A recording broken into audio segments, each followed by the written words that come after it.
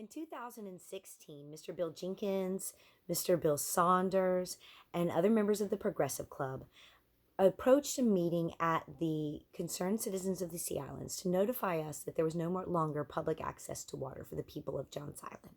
This is a large landmass island with no access to water.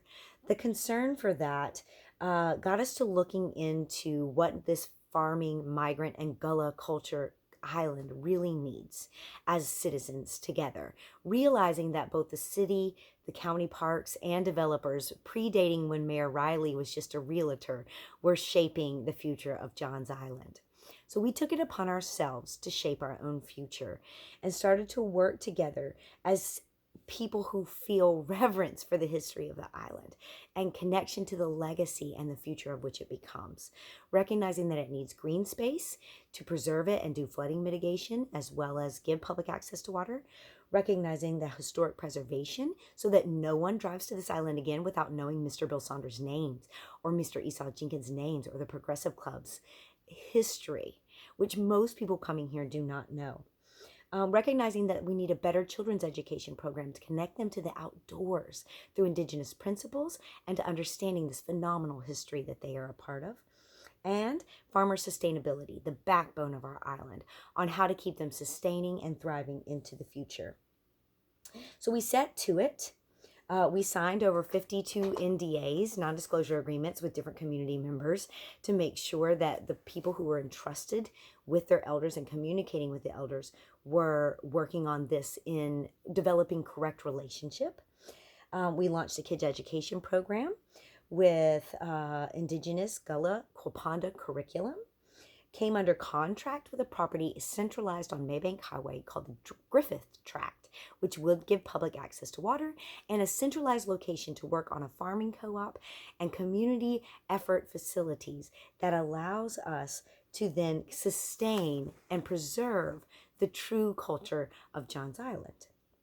By 2018, we had connected this farmer coalition. And 2019, we completed a business plan through the SBA and SBDC with Mr. Thomas Laria and vetted through the South Carolina Community Loan Fund to meet their missions on addressing a food desert as well as community facilities.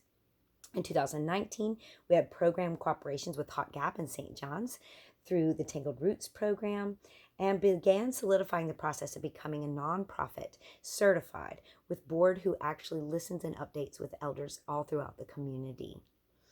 In 2020, we applied for Greenbelt funding, excited about the established $50,000 in contract donations through other community sponsorships and cooperations, and the 90,000 donated hours that we had put into the project over the previous 4.5 years.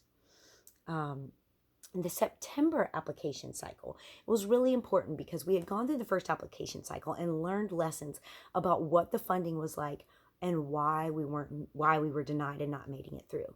So we submitted to Miss Kathy Ruff of the Greenbelt program 3 letters of intent for that cycle. One for the Griffith Tract, that's an affordable ask. One through the tract adjacent, that's also an affordable ask. And we wanted to still include the very unaffordable ask parcel, but it was important because it contains longleaf pine, which is important to Indigenous knowledge and education, as well as endangered species connecting to other Greenbelt tracts of land that protect this very sacred and important ecosystem. So we wanted to include it, but we knew it probably wouldn't get approved. So it was going to be its own ask, knowing it could be denied, but keeping it in importance. Mrs. Ruff suggested that we not do this, that we instead put it into one ask for all 3. We were very skeptical. We went back and forth about 7 different emails around why to do it that way, because we did not want to just get denied again when we had some very respectable, affordable asks within budget that would meet the needs of green space and conservation of culture on Johns Island, of keeping the integrity of our island.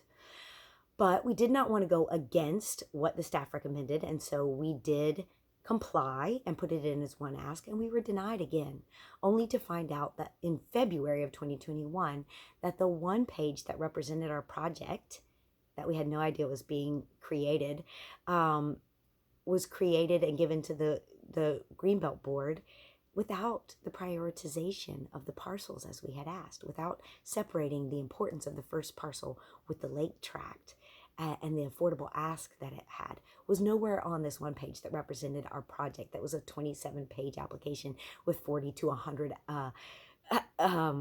attachments. So that was very disappointing. We had reached out to the mayor during that cycle of fall 2020 for a letter of support after talking to some council members that suggested that could be useful. And because we have some children in our programs whose families are friends with the mayor, we thought, okay, maybe this is a safe thing to do. After we asked the mayor for a letter of support, he did not get back to us through the holidays. Got back to us on January the 20th. The application cycle for the 2021 application was due on the 29th to inform us that the city was not going to give us a letter of support, but rather the city was going to apply for Greenbelt funding to make it a city park, as we were applying for Greenbelt funding to make it a community park. It is not within the city limits. It's a county parcel, but that includes annexation if the city does indeed get funding. We asked the mayor through several different emails as well to please respond in a way that would include our programs for historic preservation, to ensure that people didn't drive on our island and not remember the names and the stories and the living history that is experienced if you truly get to know this place.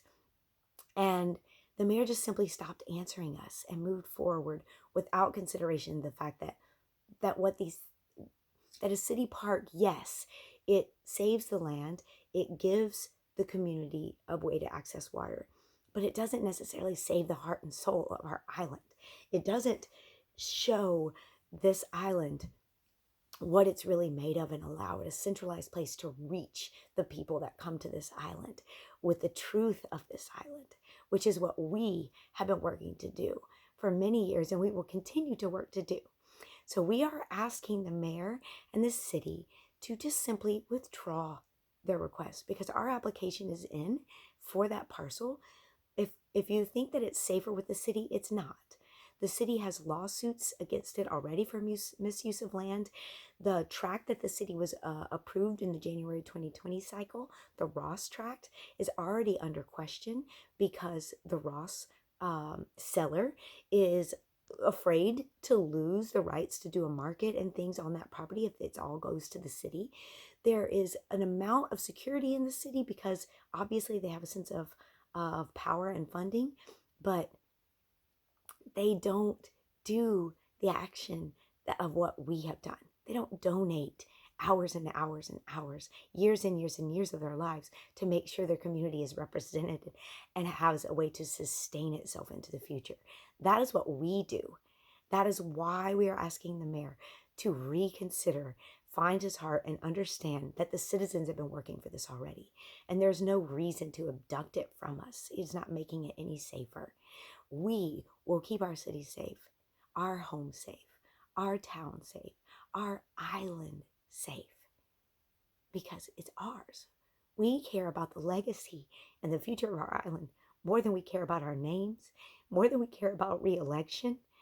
This is a project that will change how people experience Johns Island, not just the few who may get to take up kayaking because the mayor made it into a park. It will change how people experience and understand the history and the living legacy of Johns Island.